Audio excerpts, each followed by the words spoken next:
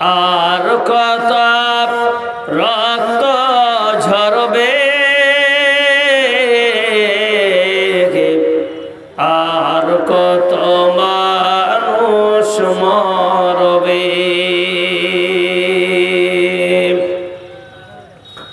কখনো কি আর সোনালি জামানা, কখনো কি আর সোনালি জামানা, অমরের যুগ ফিরে আসবে, শান্তির দেশ ফিরে আসবে। আর কত রক্ত ঝরবে, আর কত মানুষ মরবে। কত আজ বিধবা হলো যে নারী, কত যে মায়ের কল করেছ খালি, কত আজ বিধবা হলো যে নারী, কত যে মায়ের কল করেছ খালি। রক্তে রঙিন পৃথিবী জমিন, রক্তে রঙিন পৃথিবী জমিন, চে দেখো ভাই দো জাহানে, চে দেখো ভাই দো জাহানে। আর কত রক্ত ঝরবে, আর কত মানুষ মরবে।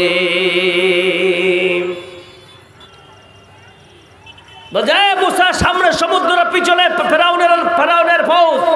আমরা ধরা পড়লে আমাদের তো 12টা বাজিয়ে দিবে। আপনার কথা মতো আমরা এসেছি, আপনি ব্যবস্থা করুন। আল্লাহকে বলছে, আল্লাহ একটা রাস্তা কোনো বানিয়ে দাও, কোন রাস্তা দেখিয়ে দাও আল্লাহ।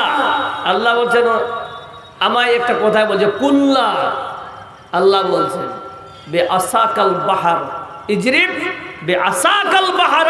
মুসা, তোর হাতে লাঠি আছে, মার পানিতে। পানিতে মারার সঙ্গে সঙ্গে রাস্তা তৈরি হয়ে গেল। জোরে বলুন একবার নারায়ে তাকবীর। আল্লাহ সব পারে। কেমন করে সব পারে? মুসান্না ইবনে আবি শাইবার একটি রিওয়ায়াত, রিওয়ায়াতের রাবি হচ্ছেন আব্দুল্লাহ ইবনে মাসউদ রাদিয়াল্লাহু তাআলা আনহু।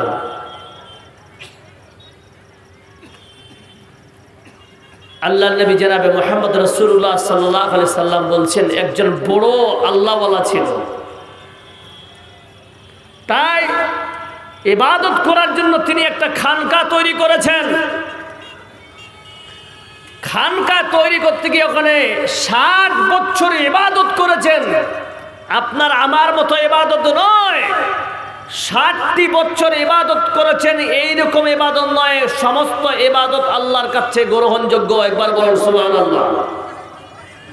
কিন্তু 6 দিন ধরে একটা মেয়ের সঙ্গে জিনা করেছে। কয়দিন ধরে বললাম? খুব শিক্ষণীয় এই হাদিসটা, ভালো করে মনে রাখবেন। টানা 6 দিন ধরে একটা মেয়ের সঙ্গে জিনা করার কারণে লোকটা নিজেকে শর্মিন্দা হয়েছে যে আল্লাহ, আমি তো বড় পাপ করে ফেলেছি। ও খানকা থেকে বেরিয়ে চলে গেলেন আল্লাহ আল্লাহ করতে করতে, এই মসজিদ ওই মসজিদ। হাদিসে আছে 3 দিন 2 রাত না খেয়েছিলেন ওই আল্লাহওয়ালা লোকটা। এক মসজিদে চলে গেছে, ওখানে একজন অপরাধীকে নিজেকে মনে করে আল্লাহকে আল্লাহ আল্লাহ ডাকতেছেন, পেটে খাবার নাই।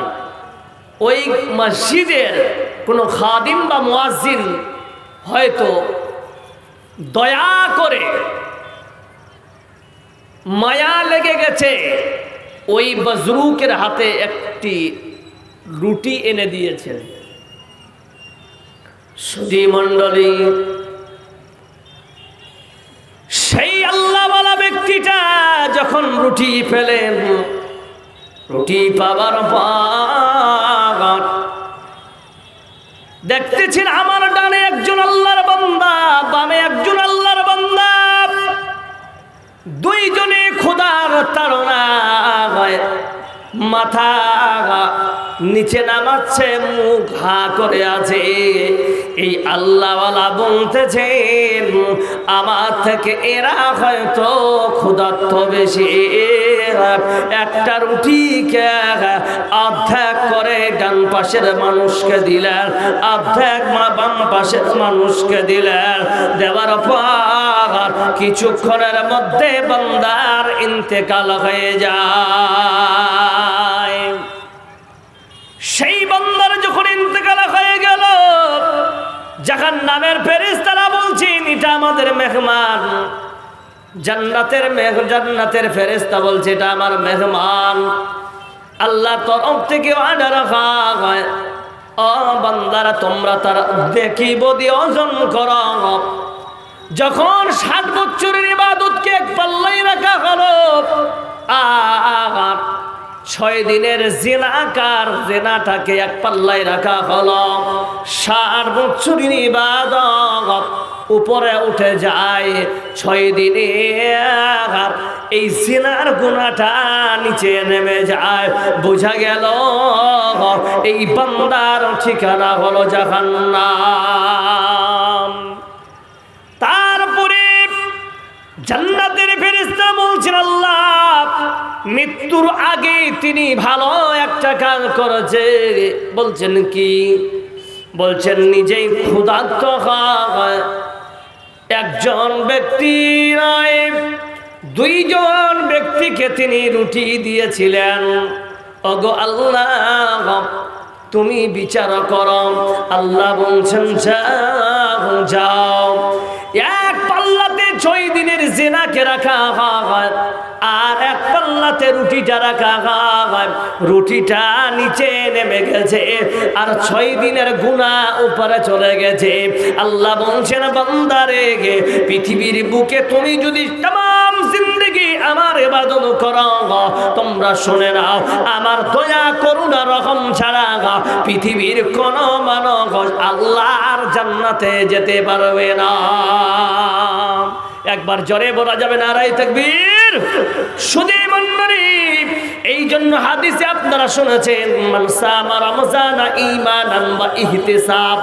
এই ইহতিসাবের অর্থটা যদি মানুষের পৃথিবীর জমিনের মানুষের মুখে যদি হয়ে যায় সওয়াবের নিয়তে, সওয়াবের আশায়, এই ইহতিসাবের অপশনটা যদি পৃথিবীর মুমিন বান্দার হৃদয়ে ঢুকে যায়, ওই বান্দার পক্ষে কোনোদিন খারাপ কাম হবে না। সুধী মণ্ডলী, এবার দেখেন तमाम পৃথিবীর আল্লাহ পাক বলতেছেন বান্দা আয় আয় আয় আয়। তাহলে তোমার দুনিয়ার জিন্দেগি তোমাদের কেন পাঠালো? আল্লাহ বলছেন শোনো, আল্লাযী খালাকাল মাউতা ওয়াল হায়াতা লিয়াবলুয়াকুম ওয়া আইয়ুকুম আহসানু আমালা। বান্দা তোমরা হায়াত এবং মৌতের জিন্দেগিটার মাঝখানে তোমাদের পরীক্ষা হলো দিলাম। এটা দুনিয়াটা হলো তোমার 50, 60, 70 বছর একটা পরীক্ষার হল। এই পরীক্ষার হলে তোমরা থাকবা। আজকে যেমন স্কুলে যদি ইংলিশ পরীক্ষা আর বান্দা যদি ভূগোল বা বিজ্ঞানের অ্যানসার করে, মুসলমান জবাব দেন আপনার অ্যানসারটা রং হবে না, রাইট জোরে বলেন, রং হয়ে যাবে। এই জন্য বন্ধু আমার আল্লাহ পাক বলতেছেন গোলাম শোন, এই দুনিয়ার জিন্দেগিতে তোমরা যা আমল করবা ওই আমলটা যেন আহসানু আমালা, নেক আমল হয়।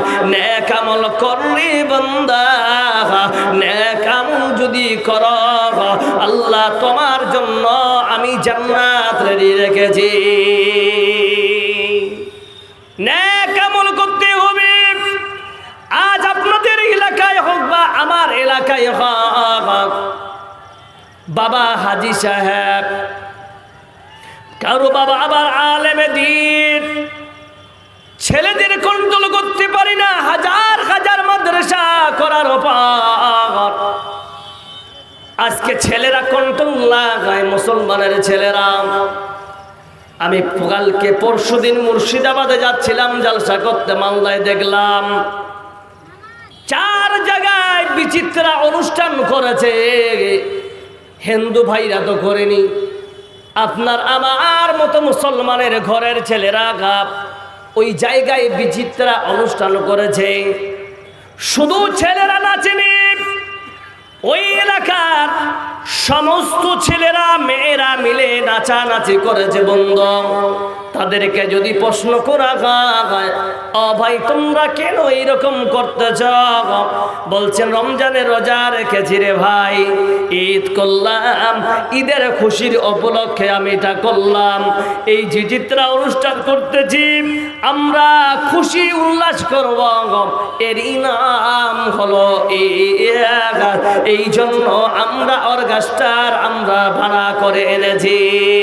আল্লাহ বলছেন বান্দা, সারা রাত তুমি করেছ ডান্স, আর তোমরা নাচেছ, তোমরা গান বাজনা নিয়ে মত্ত হয়ে আছো। তোমরা ভালো করে শুনে না, আমেলাতুন নাসে বাগা, এটা তো ভালো আমল লাগা। এই অবস্থায় বান্দা তওবা না করি যদি মারা যাগা, মনে রাখবে তোমার ঠিকানা জাহান্নাম।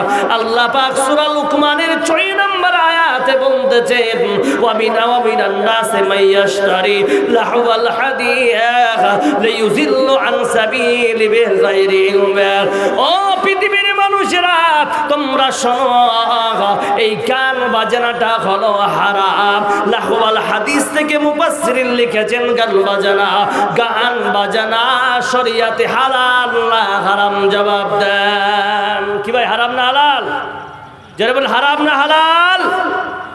তাহলে আমরা গান বাজনা চালাবো না, কারণ আজকে জালসা করেছেন মাদ্রাসার উন্নতি করবে, এই মাদ্রাসা হবে, এই মাদ্রাসায় কোরআনের তালিম হবে। আপনি মনে করেছেন, আপনাদের একটা খারাপ ধারণা হয়ে গেছে যে মাদ্রাসায় ছোট ছোট বাচ্চারা পড়বে। জি না, আপনিও পড়তে পারেন, আপনারাও পড়তে পারেন, কোনো আপত্তি করে ব্যাপার নেই। তো নেক আমল, ভালো আমল, তা ভালো আমলের মধ্যে কি কি আছে এবার আসে। আল্লাহ পাক কোরআন দিয়ে বুঝাচ্ছেন, ওয়া মিম্মা রাযাকনাহুম ইউনফিকুন, ওয়া মিম্মা রাযাকনাহুম ইউনফিকুন। বান্দা, যারা প্রকৃত ইমানদার হবে, নেক আমলকারী হবে, তারা নিজের উপার্জনকৃত থেকে তারা আল্লাহ রাস্তায় দান করবে। জোরে বলুন নারে তাকবীর। সুধী মণ্ডলী, তাহলে কোরআন এই পৃথিবীর বুকে থাকুক, কে কে চান হাত খাড়া করেন তো। বাকিরা বলছেন থাকলে ভালো, না থাকলে ভালো নাকি? কোরআন পৃথিবীর বুকে থাকুক, হাত খাড়া করেন, কে কে চান? জোরে একবার বলা যাবে নারে তাকবীর। আচ্ছা, এরা কার রাজি হয়? এল করে বসে আছে, যাক, বসার জায়গাটা ভালো। তাই আজ আপনাদেরকে বলছি, এই মাদ্রাসা বেশি দিনের নয়, প্রচুর জায়গা কিনতে হচ্ছে, হয়তো সম্ভবত কয়েক মাসের মধ্যে কাজও চালু হয়ে যাবে। তো আপনাদের কাছে বিশেষ অনুরোধ করব একটাই, যতটুকু পারবেন আপনারা এই মাদ্রাসায় সহযোগিতা করবেন, টাকা দিয়ে, পয়সা দিয়ে, পরামর্শ দিয়ে, যেটা ভালো লাগে। তো এখানে কোনো আল্লাহর গোলাম আছেন, কয়েক কাঠা জমি লাগবে, এখানে কেউ নেই এইরকম মানুষ যে 1 কাঠা জমি দান করবে। খাবে গফলত মে সোয়ে হুয়ে মুমিন, খাবে গফলত মে সোয়ে হুয়ে মুমিন, ऐशो इशरत दिखाने से क्या फायदा। आँखों खोलो, उठो, याद रब को करो। आँखों खोलो, उठो, याद रब को करो। उम्र यूं ही गवाने से क्या फायदा।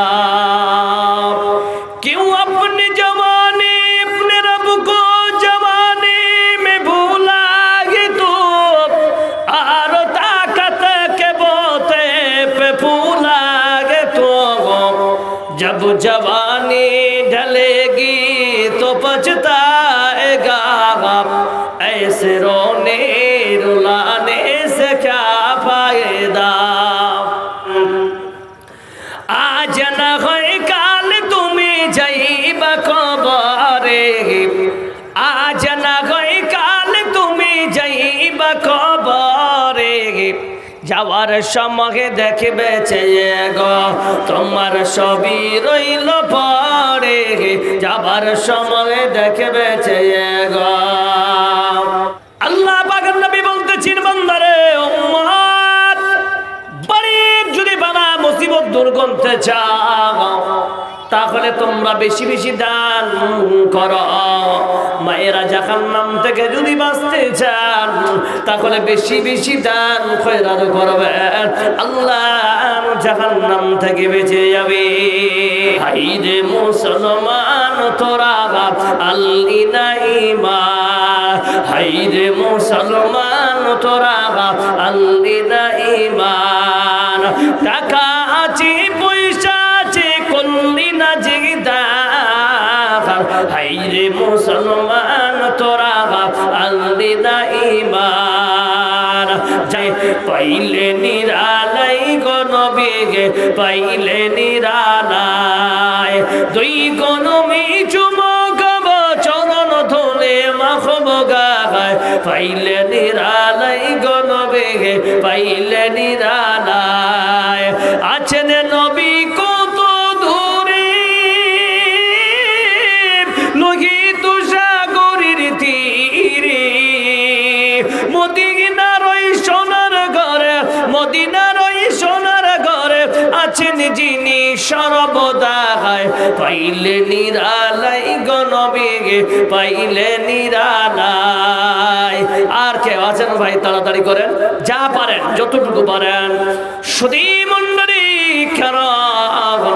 আল্লাহর নবী আবু দাউদ শরীফের হাদিসে বলতেছেন, যারা পৃথিবীর বুকে কেউ যদি বড় মরিদ হন, কেউ যদি অসুস্থ ব্যক্তি হন, আল্লাহ পাক নবী বলতেছেন যতই বড় তুমি অসুস্থ থাকো না কেন, আমি আল্লাহ নবী বলতেছি আল্লাহ রাস্তায় দান করলে সাদকা করলে আল্লাহ তার সব রোগ ভালো করে দিবে।